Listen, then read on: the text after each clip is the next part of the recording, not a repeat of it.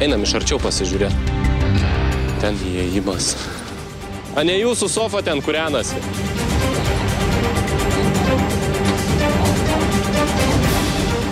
Žmogus pasislėpė.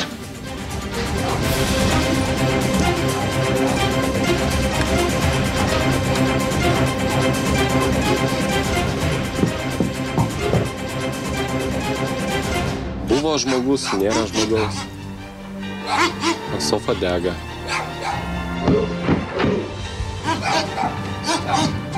Ne, šitas duris nenaudojam. Šalta.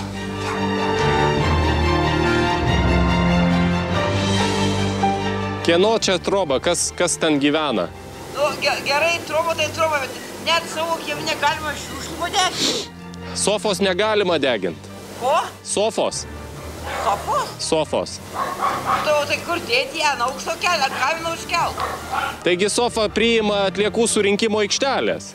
Oi, jūs vyrai, kaip jūs neturit ką veikti ir dėl šūdniekių kabinat. Mes nesikabinam, ponė, nusmirda aplinkui, negalima deginti sofų. Mes nesiskundžiam, tai reiškia, kad čia ne problema. Čia smirda.